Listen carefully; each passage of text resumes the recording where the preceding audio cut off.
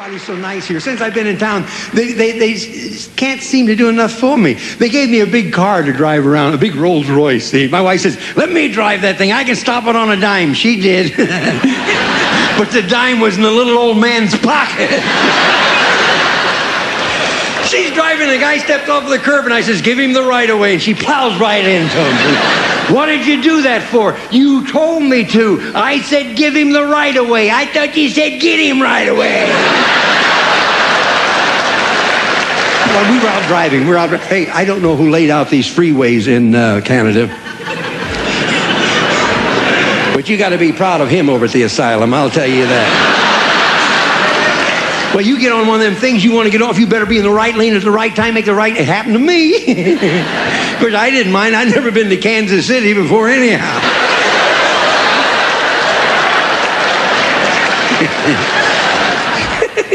Anyhow, we're driving, see, and we go into this gas station. You know what I can't understand about a gas station? The cash box is out in the open, the office is out in the open, and they lock the restrooms.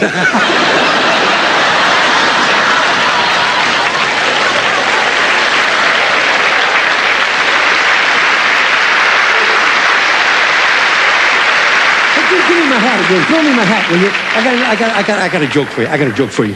You better leave the hat out. Where's it at? Has he got it again? Yeah.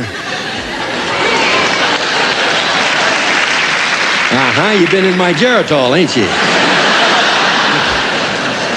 I got a joke for you. I was driving the other day to avoid an accident. I had to pull in front of a lady driver. She was very nice about the whole thing. Said something about the beach. I didn't hear what it was.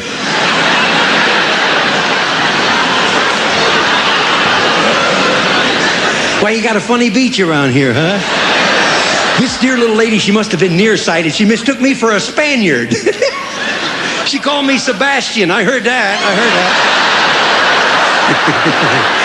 I got a joke for you.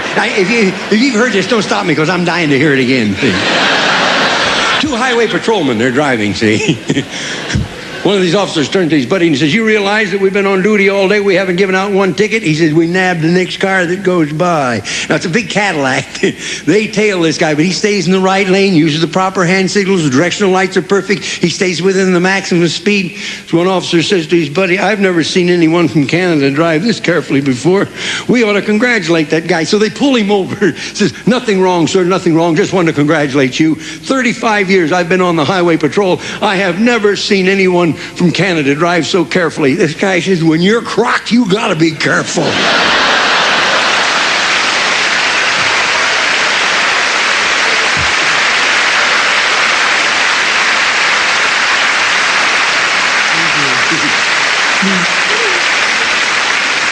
I'd like to do for you now, as you get older in life, you sort of look back at things. I remember a lot of things. Like, I remember when I was a little boy, you'd stand on the roadside and something would whiz by you. It'd be some horse feeling his oats, you know. Now you stand on the freeway and something whizzes by you. It's some jackass with too much grass. I heard two Texans talking over in the hotel. And one of them said to the other, he says, I like the way they stand, see. You never know if their thumbs are cold or if they've got gas.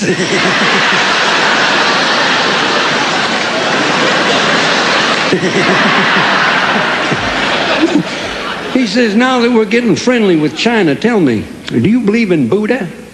He said, I believe in what? Do you believe in Buddha? I don't know. Buddha? Well, Buddha's been around a long time. I don't know if I believe in Buddha or not, but Buddha's all right, yeah. I like Buddha. I like Buddha. What the hell, I like margarine just as well.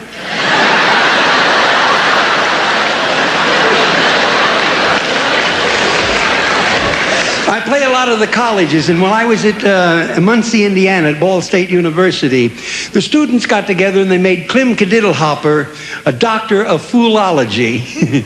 So at this time, we would like to introduce you now to our friend, Clem Cadiddlehopper.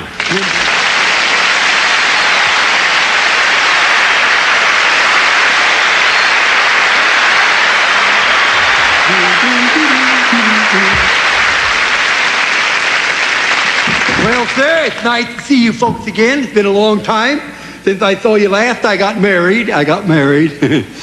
I had a military wedding. Well, there were guns there, let's put it that way. My wife is a lovely lady. She's only 21. Of course, that's 150 for you and me.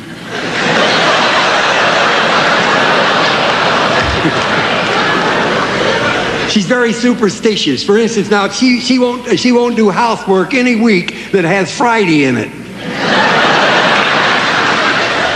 Yes, since I saw you last, I haven't been doing much of anything. I never did do much of anything. I've been helping the Boy Scouts. I show them how to make them Boy Scout knots. Boy, I'm a whiz with that. Everything I see, boy, I tie a knot in it. They made me stop milking, you know. But I raise rabbits now. I raise rabbits. These are not ordinary rabbits. Some of these rabbits, they've never been outdoors. These are ingrown hairs.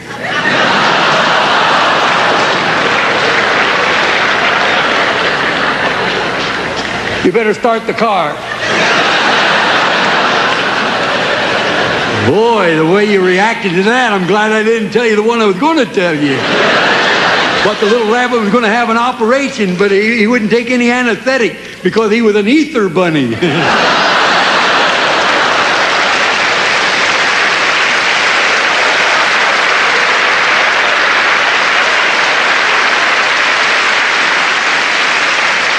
But you know, my rabbits are smart. My rabbits are smart. I make them mind. I shake a stick at them. I say, you mind me, and I shake this stick at them, you know. The other day I had a couple wouldn't mind me at all. So I locked them up in a barn for a few days. They'll never do that again either.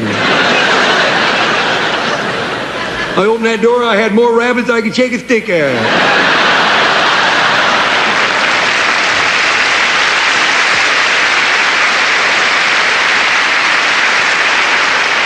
You can shut the motor off. Yeah, the other day, there's a couple of coyotes chased a couple of my rabbits into a haystack. And one rabbit turned to the other and he says, ha, ha, ha, ha. We're going to make a run for it or stay here and outnumber them.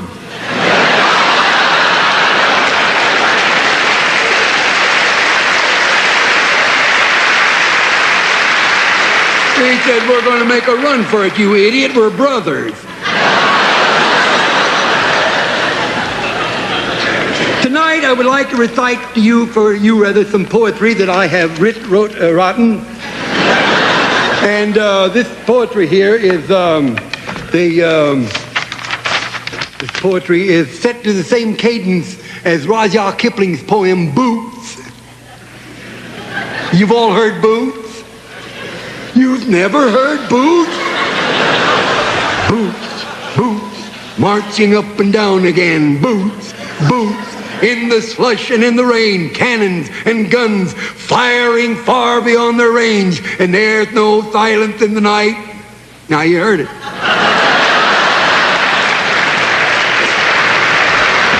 This poem is set to that same cadence, but this is, instead of boots, this is called frogs. Frogs. Well, by the way, I don't need glasses, but I reached the age where curiosity is greater than vanity.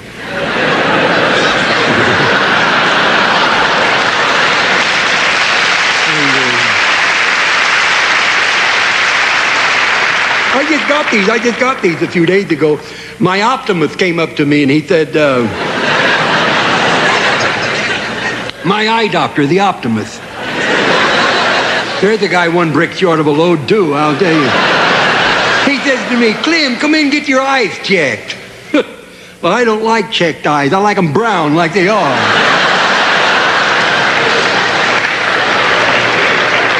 I don't know what anybody would want with checked eyes. It's all right if you're a cab driver, I suppose, but I wouldn't care for myself. This poem is called Frogs, and it's set to the same cadence here. I will, I've heard it myself. I don't care for it.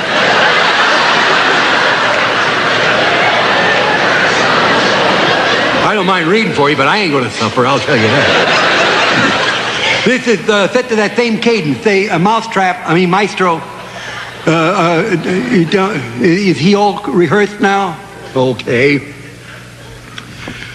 Frogs, Frogs, frogs, they are everywhere. Frogs, frogs, frogs croaking fill the air. Louder, louder, louder is their blasting blare, and there's no silence in the night.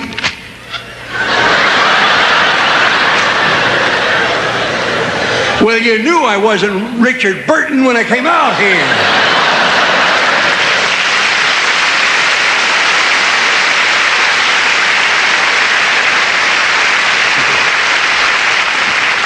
Frogs, frogs. Croaks heard 3 miles away, 5, 6, 7 beyond that they say. Frog, frog, multiplying more each day, and there's no silence in the night.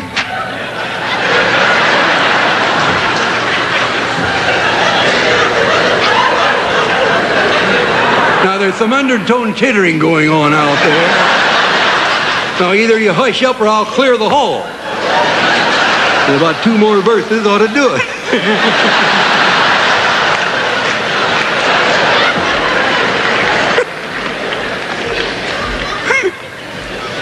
Frogs.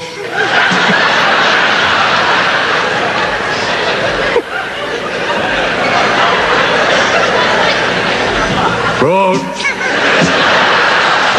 Don't get me to laughing, you'll never get out of here.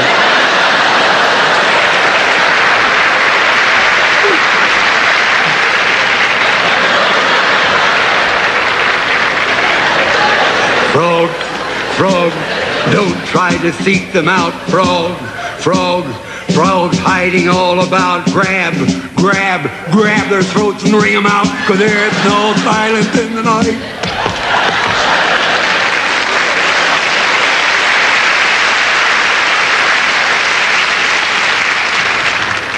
Frogs, frogs, they're good as only bad. Flirting, flirting, flirting on their lily pads. Mom, mom, mom says no, but you know, Dad, there's no silence in the night. Frogs, frogs, don't you know the strain? Frogs, frogs, please, please, please refrain and listen. There they go again!